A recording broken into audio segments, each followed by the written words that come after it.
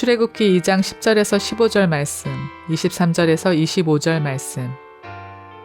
그 아기가 자라매 바로의 딸에게로 데려가니 그가 그의 아들이 되니라. 그가 그의 이름을 모세라 하여 이르되 이는 내가 그를 물에서 건져내었음이라 하였더라. 모세가 장성한 후에 한 번은 자기 형제들에게 나가서 그들이 고되게 노동하는 것을 보더니 어떤 애굽 사람이 한 히브리 사람 곧 자기 형제를 치는 것을 본지라. 좌우를 살펴 사람이 없음을 보고 그 애굽 사람을 쳐 죽여 모래 속에 감추니라. 이튿날 다시 나가니 두 히브리 사람이 서로 싸우는지라. 그 잘못한 사람에게 이르되 내가 어찌하여 동포를 치느냐 하매 그가 이르되 누가 너를 우리를 다스리는 자와 재판관으로 삼았느냐. 내가 애굽 사람을 죽인 것처럼 나도 죽이려느냐. 모세가 두려워하여 이르되 일이 탈로 되었도다. 바로가 이 일을 듣고 모세를 죽이고자 하여 찾는지라. 모세가 바로의 낯을 피하여 미디안 땅에 머물며 하루는 우물 곁에 앉았더라. 여러 해 후에 애굽 왕은 죽었고 이스라엘 자손은 고된 노동으로 말미암아 탄식하며 부르짖으니 그 고된 노동으로 말미암아 부르짖는 소리가 하나님께 상달된지라. 하나님이 그들의 고통 소리를 들으시고 하나님이 아브라함과 이삭과 야곱에게 세운 그의 언약을 기억하사 하나님이 이스라엘 자손을 돌보셨고 하나님이 그들을 기억하셨더라.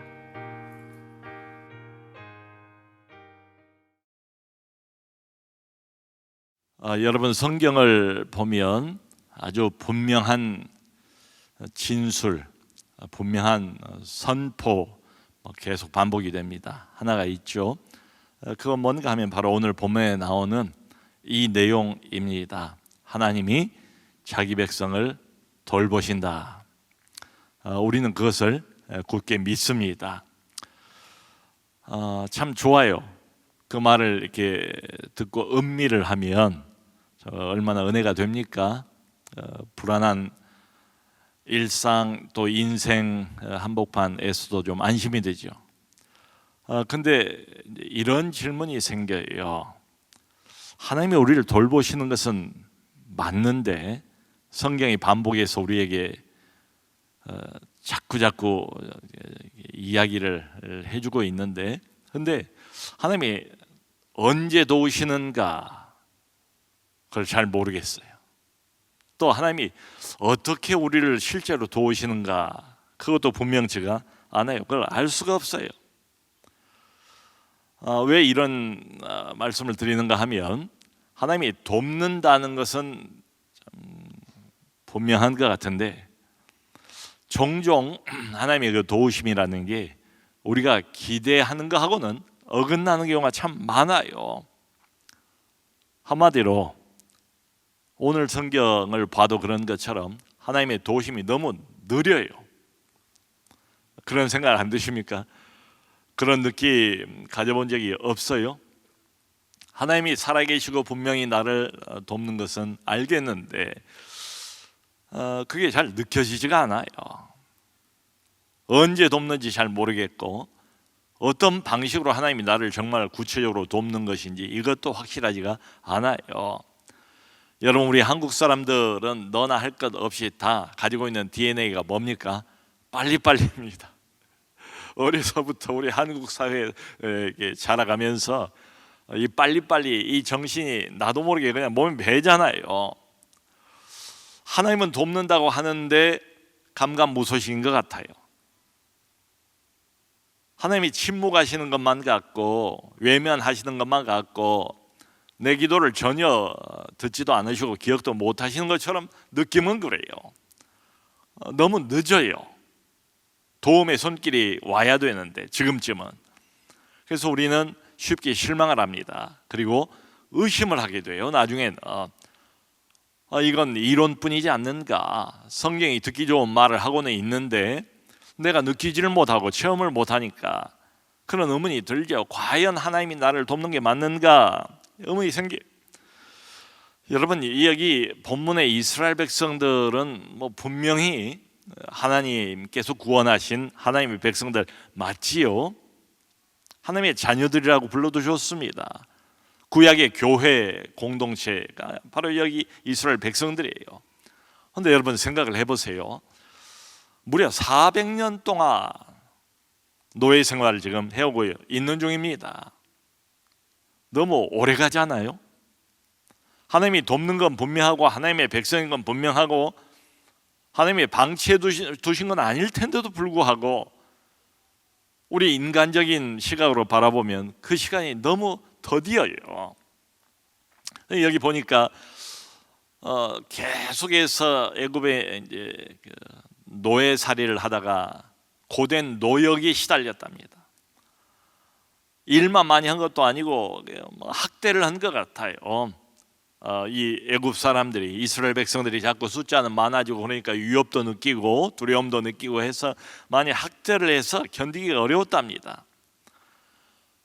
그러니까 여기 23절 24절을 보니까 그때서야 하나님이 부르짖는 소리가 하나님께 상달이 되었다. 고통 소리를 들으셨다. 그리고 하나님께서 그 언약을 이전에 오래전에 아브라함과 이삭과 야곱에게 해주셨던 그 언약을 그때서야 기억했다.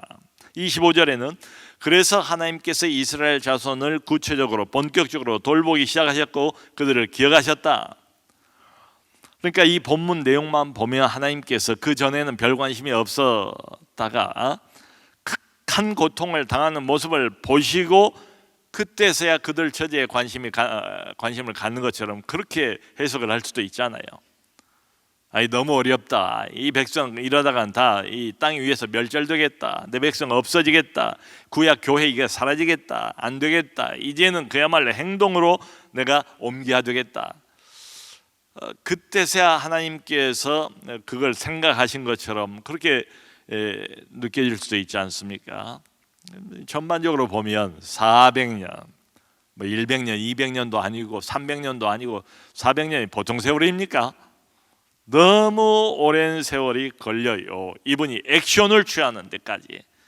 이분이 실제로 자기 백성들이 그 도심과 그 능력과 그분의 특별한 간섭과 우리들을 향한 배려와 이런 것들을 감지할 수 있는, 그걸 느낄 수 있는, 체험할 수 있는 거기까지 오는데 너무 시간이 많이 걸리지 않는가? 여러분 그것만이 아니에요. 여기 출애굽기 2장을 보면 비슷한 이야기가 한 개인에 관한 이야기가 등장을 해요. 그 유명한 지도자 모세입니다. 아브라함, 이삭, 야곱 그리고 요셉 그리고는 한 400여 년 가까이 이스라엘에 걸출한 인물은 없었던 것처럼 보여요. 성경에 의하면 다른 인물 이야기는 안 나오고 출애굽기 시작하자마자 바로 2장에 등장하는 모세, 물에서 건졌다.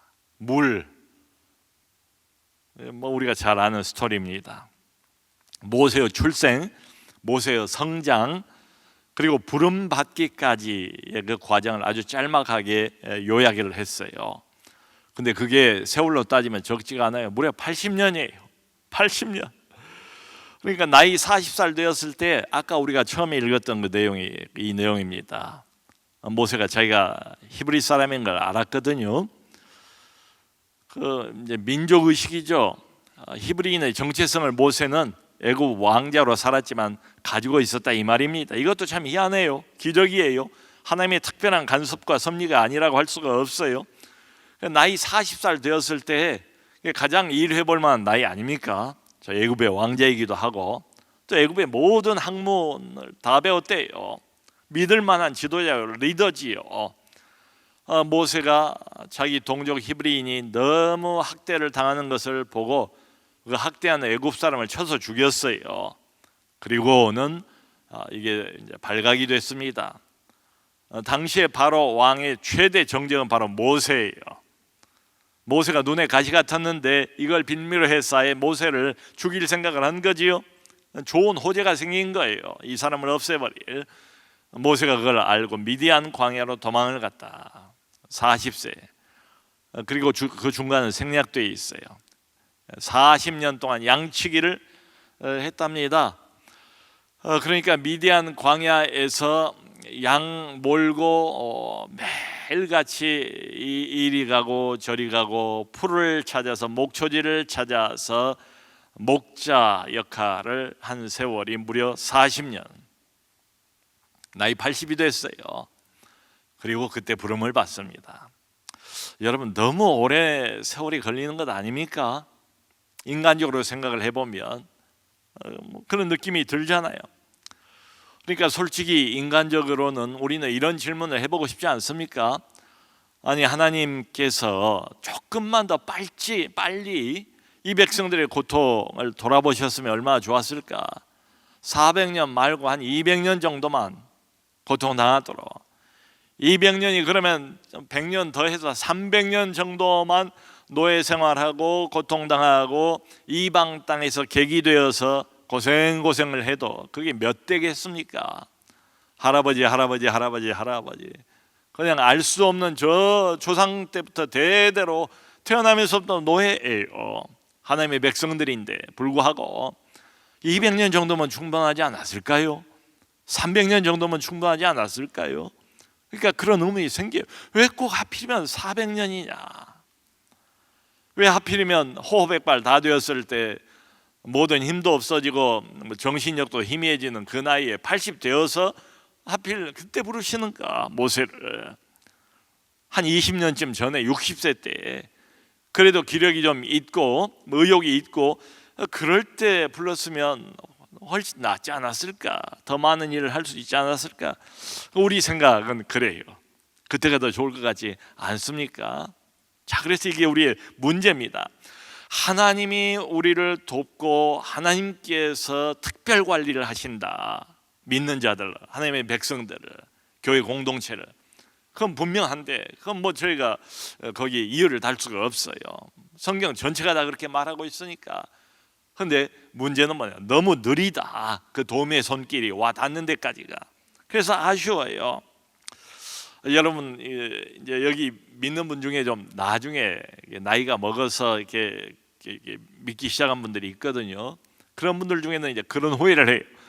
내가 조금 더 일찍 예수를 만났더라면, 일찍 회심을 했더라면, 조금 더 일찍 교회 나가기 시작했다면, 우리 부모님이, 내 가족이 조금 더 일찍 주님을 만났다면, 조금만 더 일찍 하나님께서 믿음을 주셔야 또 믿을 수 있는 것 아니겠어요? 믿음을 주셨더라면 온 가족이 함께 참 행복한 신앙생활을 같이 할 수 있었을 텐데 참 아쉽죠.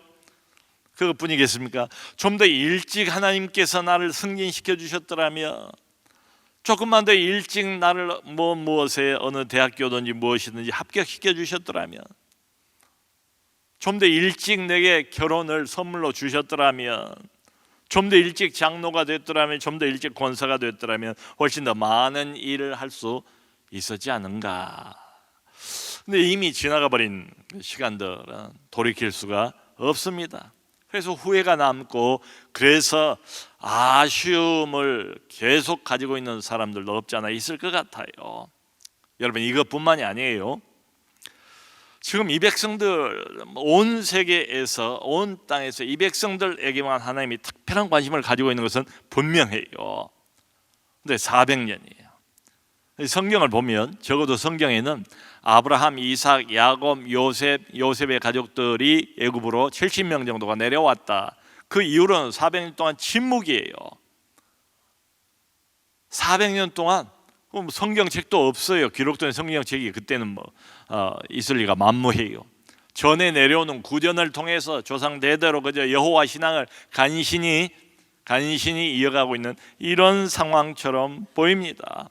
그러니까 지난 무려 400년 동안 하나님이 안 나타나신 거예요.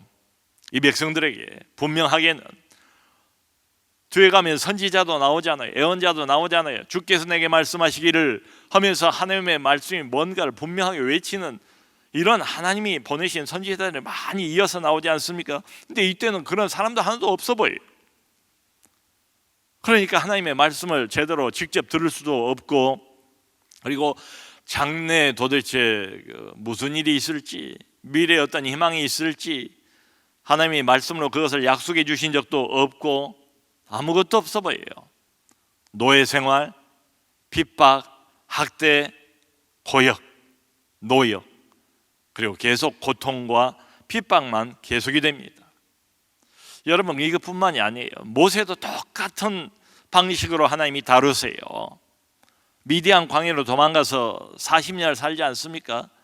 생각해 보세요. 왕궁에서 40살까지 살다가 온갖 좋은 거 호화로운 건 다 누리고 살다가 바람만 불고 양만 몰고 다녀야 되는 그 양치기 생활, 광야 생활, 척박한 땅, 거기 무슨 파티가 있겠습니까? 유흥이 있겠습니까? 무슨 참 이렇게 즐거운 인간 관계가 있겠습니까? 눈만 뜨면 그저 하는 일이라고는 양치기, 양 몰고 가서 불 먹이고 그냥 고적하고 고독한 광야에서 하루 종일 지내다가 또 집으로 돌아온 이런 생활을 반복한 게 무려 40년이에요. 이제 다음 장에서 보겠습니다마는 40년 동안 하나님께서 모세에게 직접 나타나신 적이 한 번도 없어요. 성경을 보면 너무한 것 아닙니까? 너무 긴 세월 아닙니까? 좀 그 중간에 가끔가다 10년에 한 번씩이라도 하나님이 나타나 주셔야 되는 것 아니겠어요? 소망의 끈을 놓지 않도록, 믿음의 끈을 놓지 않도록, 미래에 대한 물론 무슨 말씀도 없어요. 그러니까 날마다 모세가 하는 일이라고는 이미 40살 때 한번 시도를 해봤다가 자기 백성들을 구하려고 시도를 해봤다가 철저히 실패하지 않습니까? 이제 모든 희망, 모든 의욕 다 꺾이고 다 내려놨단 말이에요. 허구한 날 양치기로 그저 나이 먹어서 세월을 보내는 것 뿐입니다. 그렇게 보여요. 그러니까 이렇게 보면 400년 동안 노예 생활을 하고 있는 지금 출애굽기 2장의 이스라엘 백성도 그렇고, 그리고 앞으로의 지도자가 될 모세도 그렇고, 지금 이 순간에는 어떻습니까? 미래에 대한 아무 보장이 없어요. 미래에 대한 아무 약속도 들어본 적이 없어요. 희망을 가지기가 어려운 시간들입니다. 길고 긴 고통의 시간만 존재할 뿐이에요. 좀 견디기가 어렵지 않겠습니까? 여러분, 이 비슷한 구도, 비슷한 상황을 우리 믿는 사람들도 만나는 때가 있지 않습니까? 부부간의 갈등이라든가, 또 안 볼 수도 없고 도망갈 수도 없는데 고부간의 갈등이라든가, 뭐 형제간의 갈등이라든가, 오랜 시간, 너무도 오랜 시간 투병 생활을 하고 있는 사람을 옆에서 돌보아야 하는 이런 경우들 말이에요. 참 인간으로 생각해 보면 충분히 이해가 가요. 사면초가 같은 느낌이 들지 않겠어요? 더 이상 견디기가 어려운 오직 흑암과 고통의 시간, 길고 긴 시간만을 계속 반복할 뿐인 그런 인생, 뭔가 내 인생의 한계 상황을 만나고 있는 것처럼 느껴지는 그런 때가 있잖아요. 근데 그 세월이 너무 길어요. 이게 문제예요.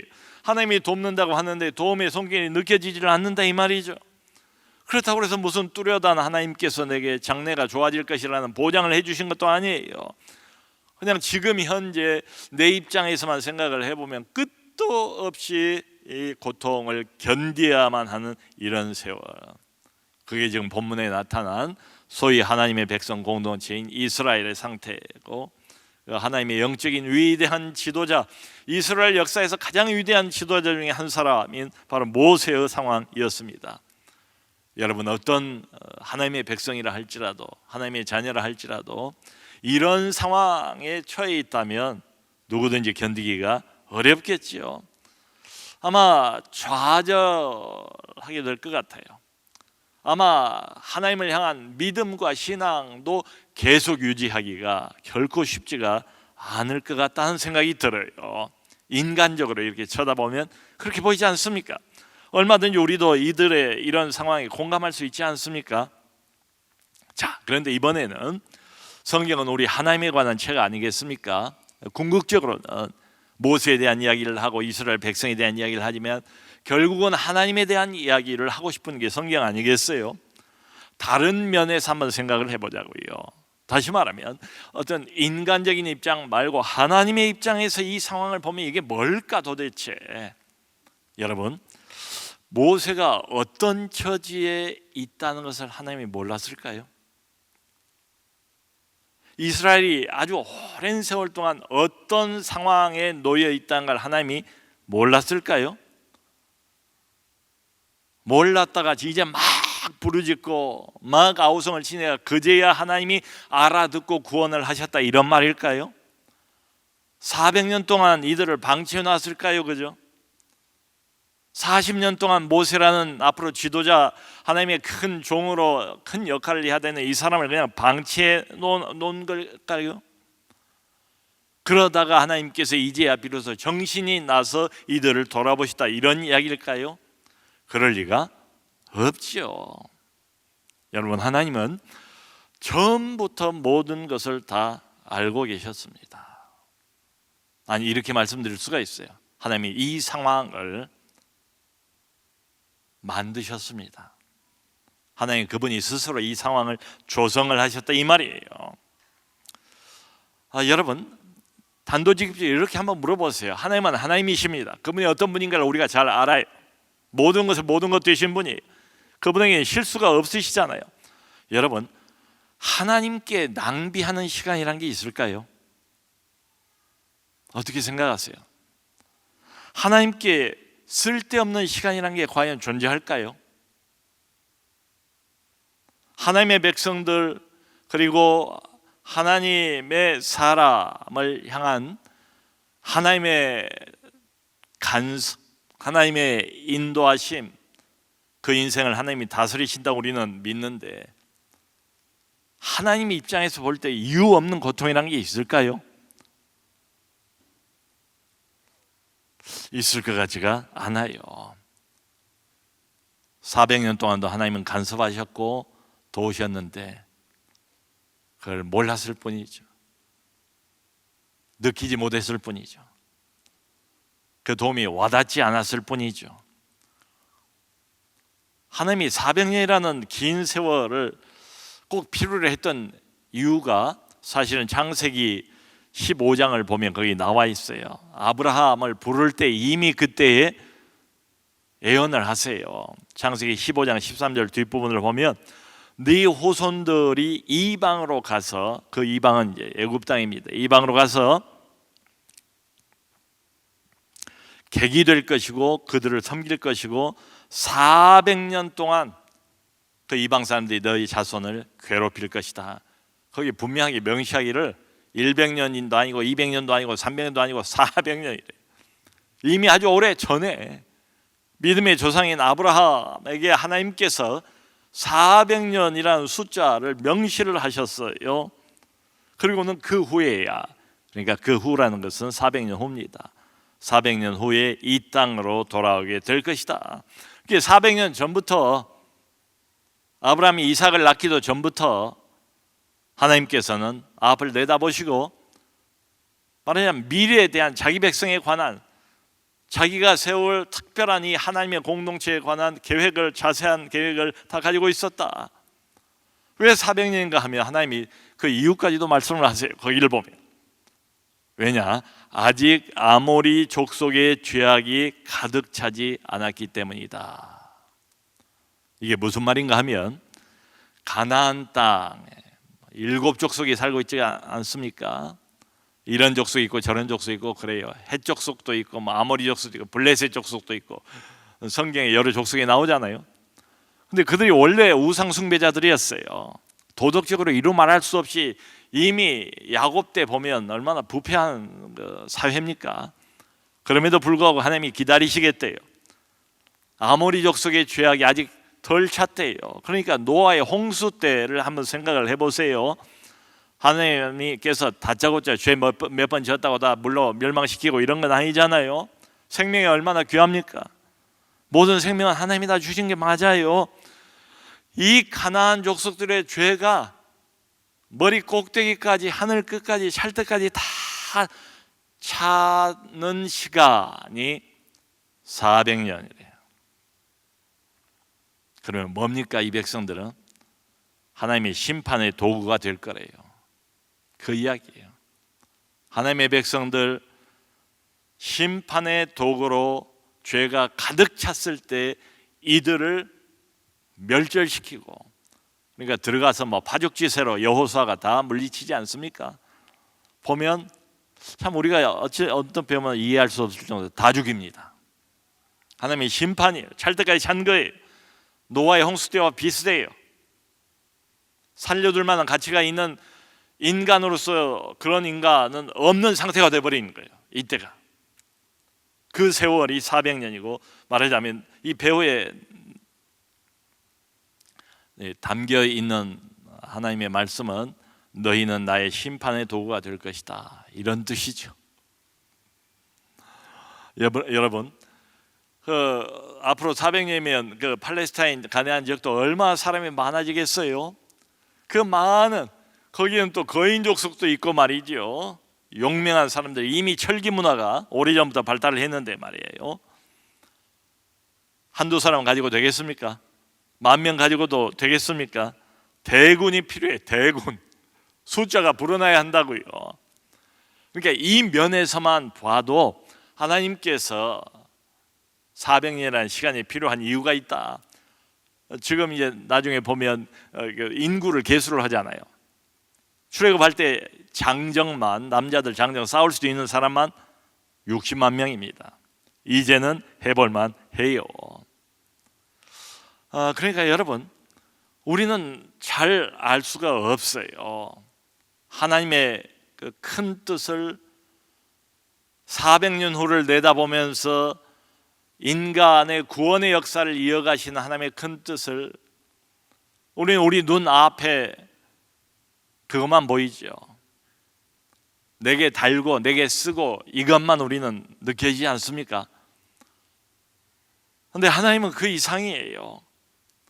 우리를 통해서 뭔가 우리가 생각하지 못하고 상상하지 못했던 큰 일을 계획하고 계시는 거예요. 지금 노예 상태에 있는 이 백성들이 하나님의 도구가 되고 하나님의 대군이 되어서 이걸 생각이나 하겠어요? 못하지요. 그러니까 하나님의 입장에서 보면 이유가 있다. 여러분, 모세가 나이 40대 선한 의도를 가지고 한번 일어났잖아요. 자기 백성들을 자기가 구원하기 위해서. 처절하게 실패하지 않습니까? 결국 확인된 건 뭐예요? 모세가 아직 준비가 덜 됐다. 애굽 왕자로 교육은 받았을지 모르지만 혈기가 가득하고 자기 힘만 의지해요. 하나님의 일을 하는 하나님의 도구가 되려면 첫 번째 조건은 뭡니까? 무조건 다른 거 다 제쳐놓고 하나님만 의지해야 돼요. 인간의 재주, 인간의 은사, 인간의 열심, 인간의 계획, 인간의 머리 아무짝에도 쓸모없어요. 소용없어요. 하나님이 그런 게 모자라서 일을 못 하실까요? 무조건 하나님만 바라보고 무조건 하나님만 의지하고 하나님의 말씀은 무조건 순종하는 하나님의 손에 들린 지팡이와 같은 도구를 원하시는 거예요. 그러니까 모세는 40년 광야에서 양치기로 훈련이 필요해요. 낮아지고 또 낮아지고 자기에 대해서 그나마 남아있던 모든 자기 신념, 자기 확신을 다 깡그리 빼내는데 필요한 시간 40년. 그러니까 우리는 너무 길다고 생각할지 몰라도 하나님에게는 그 시간이 적절한 타이밍이다. 우리의 타임테이블하고 하나님의 타임테이블이 이렇게 달라요. 자, 여러분, 다시 이걸 생각해 봅시다. 하나님이 과연 고통당하고 있는 이 400년 기간 동안 40년 광야 생활 동안에 전혀 외면하셨는가? 그건 아니죠. 겉으로 드러나지 않았을 뿐이죠. 내가 느끼지 못했을 뿐이죠. 하나님은 계속 일해 오셨습니다. 하나님은 계속해서 도와 오셨어요. 그 대표적인 게 모세의 탄생 아닙니까? 죽을 뻔했어요. 나일강에 다 던지라고 그랬으니까. 그런데 엄마인 요게벳이 갈대 상자에다가 모세를 띄우지 않습니까? 하나님이 직접 나타나는 장면은 없어요. 근데 누이인 미리암이 갈대 상자가 어디로 흘러가는가를 지켜보고 있다가 결국은 애굽의 공주가 그 갈대 상자를 발견하고 모세를 자기의 양자로 드리는 것 아닙니까? 여러분, 이게 우연이겠습니까? 이게 무슨 인간의 어떤 요행수로 될 만한 이런 일이겠습니까? 그건 아니죠. 어머니 요게벳의 신앙을 우리가 보지 않습니까? 신앙의 여인을 준비시켜 놓았다가 히브리인의 정체성을 어렸을 때 직접 엄마의 젖을 먹으면서 자란 거예요. 한 3살, 4살경에 다시 이제는 젖될 나이가 되니까 애굽 왕궁으로 들어가서 이제 왕자 교육을 받습니다. 근데 이미 히브리인의 정체성, 여호와 신앙을 그 어린 나이에 모세가 가지게 됐다는 것 아닙니까? 이게 우연이겠습니까? 앞으로 이제 출애굽을 하려면 거대한 제국 애굽을 상대를 해야 되잖아요. 그걸 위한 준비 과정 아니겠어요? 나중에 출애굽시키면 당장 어디로 나옵니까? 광야 지대죠. 팔레스타인 광야 말이에요. 40년 동안 그 바다를 여기저기 훑고 다녔습니다. 광야 지리를 누구보다도 잘 알고 있는 사람이 바로 이 사람 모세예요. 이렇게 보면 40년 세월이 결코 허송세월이 아니다. 출애굽의 지도자를 만들기 위한 꼭 필요한 지도자 수업의 시간 아닌가. 여러분, 이렇게 한번 물어봅시다. 내가 느끼지 못한다고 해서 하나님이 나를 안 돕습니까? 내가 느끼는 하나님의 도움이 더 많을까요? 내가 현재 느끼지 못하고 있는 하나님의 도움이 더 많을까요? 저는 후자가 훨씬 더 많다라고 생각을 합니다. 하나님은 항상 우리를 도우세요. 우리가 느끼지 못할 뿐이죠. 마치 공기와 같아요. 공기를 느낍니까? 공기를 체험합니까? 공기를 의식합니까? 공기 없이 살 수 있습니까? 못 살아요. 하나님의 도움이 그와 같지 않은가. 참 매 주마다 우린 토요일 날에 교육자들끼리 모여서 한 주간 저희 목회 현장에서 있었던 참 은혜로운 간증들을 나눕니다. 그럼 참 그때마다 깨닫는 게 얼마나 많은 은혜로운 사건들이 한 주간 동안에도 마치 기적과 같은 이런 일들이 있었는가. 그 성도님의 사정을 우리가 어떻게 다 압니까? 근데 들어보면 하나님은 이미 알고 계셨고, 하나님이 이미 돕는 자를 준비해 주셨고, 하나님은 이미 피할 길을 다 내주셨고, 누구를 통해서 공동체의 어떤 지체들을 통해서 도움을 주시고 기적처럼 문제를 해결하시고, 들을 때마다 늘 느끼는 게 그거예요. 아, 그렇구나. 우리는 잘 몰라도 하나님은 끊임없이 일하고 계시고 끊임없이 자신의 사랑하는 백성들을 도우시는구나. 하나님의 선한 도우심 없이는 하루도 우리는 살 수가 없구나. 여러분, 그러므로 성경은 말하기를 범사에 모든 일에 감사하라. 모든 일에 하나님을 인정하라. 왜요? 하나님이 모든 일에 간섭하시고 모든 일을 실제로 돕고 계시니까 말이죠. 거두절미하고 오늘 이 본문을 이런 관점에서 생각을 해보면, 만일 하나님이 나를 향해서 시간이 더 필요하다라고 말씀하시면, 하나님의 시간이 더 필요하시다 그러면 더 드려야 되지 않겠습니까? 더딘 것 같아도 가장 적절한 시간은 내가 정하지 않습니다. 그분이 정하세요. 내 타임테이블은 항상 빨리빨리예요. 하나님의 타임테이블은 우리하고는 다릅니다. 일주일 전쯤인가 교회 마당에 하얀 매화가 피었어요. 봄을 알리는 꽃송이 아닙니까? 얼마나 참 기분이 좋던지 볼 때마다 기분이 좋았어요. 근데 오래 못 갔습니다. 한 일주일 지나고 며칠 전에 비가 왔잖아요. 비가 내리고 나니까 정말 거짓말처럼 반 이상의 꽃이 그냥 다 사라져 버렸어요. 그래서 화무 11홍이라고 그러더니 10일도 못 가는구나. 이제 갑자기 져버린 그 매화를 바라보면서 슬픈 생각이 좀 들 뻔했어요. 근데 화단의 이쪽을 보니까 아름답게 분홍색의 진달래가 피어 있더라고요. 여러분, 매화는 누가 피웁니까? 진달래는 누가 피웁니까? 우리 인생에서도 져가는 매화를 바라보는 그런 시선만 가지고 있으면 항상 우리는 슬플 거예요. 항상 의심이 들 거예요. 하나님은 언제 나를 도우시는가 안 느껴질 거예요. 근데 여러분, 하나님은 우리를 위해서 이를테면 매화가 지는 것과 때를 갖춰서 진달래를 배우십니다. 이제 목련도 화려한 자태를 뽐낼 거예요. 조금 있으면 빛나는 벚꽃들도 필 겁니다. 만발할 거예요. 점점 봄이 더 화려해지지 않습니까? 그러므로 사랑하는 성도 여러분, 내 인생에서 져가는 꽃들만 바라보면서 낙심하거나 우울해하거나 슬퍼할 필요가 전혀 없다. 하나님의 타이밍에 따라서 어떤 꽃은 질지 모르지만 어떤 새로운 꽃은 다시 피어나기 시작한다는 것을 기억하시기 바랍니다. 우리의 시간과는 달라요. 그 시간 동안에도 하나님이 돕고 계신다는 것을 기억합시다. 아무것도 보이지 않는 것 같아도 겉으로 드러나지 않을 뿐이죠. 우리는 어떻게 해야 되는가? 여기 요게벳이 아주 좋은 신앙의 모델을 잘 보여주는 것 같아요. 힘없는 아녀자 아닙니까? 근데 어쨌든 사랑하는 아들을 살리기 위해서 갈대상자를 만들지 않습니까? 요행수를 바랐겠습니까? 믿음의 여인이기 때문에 그 어린 나이에 자기 아들에게 히브리 신앙, 여호와 신앙을 심어준 여인이라면 하나님을 믿는 마음으로, 기도하는 마음으로 갈대상자를 떼어보내지 않았을 거예요. 바로 이겁니다. 지금 당장 눈앞에 하나님의 큰 도움이 느껴지고 보이지고 이러진 않는다 할지라도 요게벳처럼 항상 신실한 믿음을 갖고 낙심하지 않고 인내하면서 오늘 내가 해야 할 일을 하는 겁니다. 갈대상자를 준비하고 그리고 내 아이에게 하나님 신앙을 가르치고 말이죠.